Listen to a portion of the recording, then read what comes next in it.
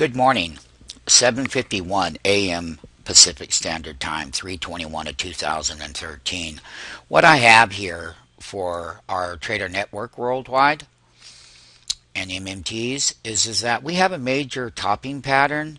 The S&P has been a tremendous bull run for the calendar year. What we would like to tell everyone here is that we had bought some put options on the S&P of the 1550 strike price that expires in April, and we can clearly see that the S&P 500 right now, I will let you know here that it has a $10.30 range on the S&P. The high was 1558.71. The low is 1548.41, and we opened at 1558.7, and we are 8.84 points off of the high of that S&P, off of that intraday high. So for the bulls, I just want everyone to know that the S&P and the Dow and the nasdaq and nasdaq 100 right here, they're all down. And yesterday we had the FOMC meeting. There was some volatility and the markets went up. Let me caution people is that the S&P, yes, it's had a great calendar year bull run, except one thing that we keep talking about is how overbought that the S&P is. And that the S&P will have these pullbacks and they will have the intraday range volatilities. Okay, when we take a look at the broader 60-minute chart, when the S&P was way back over here on 226, it's gone from the close of 1493 at that time. The low was 1487 on this calendar date that's in the video. And this has been that big bull run. Yes, you've had some pullbacks, but each dip they came in and bought and we made the higher highs. And we can clearly see in this topping pattern here on this 60-minute chart where these reversals, where the math has changed to the downside, where we continue to have these big reversal 60-minute bars. We came back up and we tested this mathematical range right below this 1562.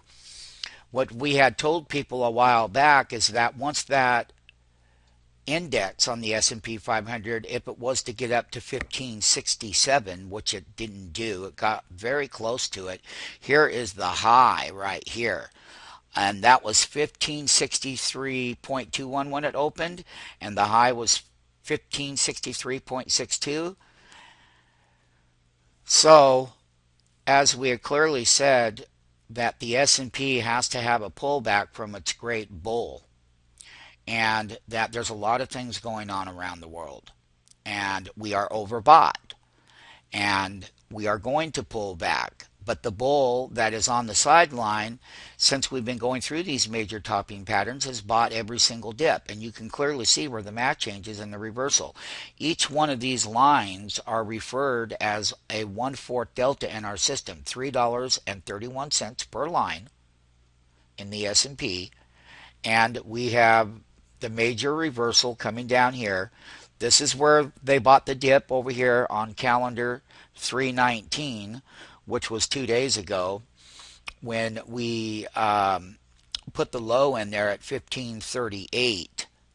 We ran straight right back up, and this is that reversal from that overbought level.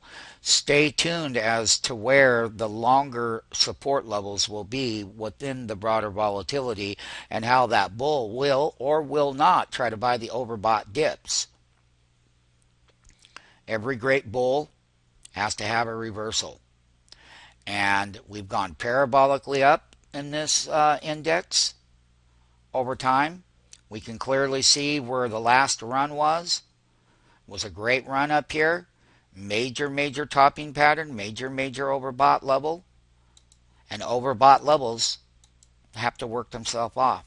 So here's the near-term support. We'll be updating this with our MMTs as to where these lines are. $3.31 per line in the S&P, and how they set up and how that support and that resistance will work moving forward through the calendar month and going into April earnings season. Once again, this is the ranges to $10.30 range on the S&P.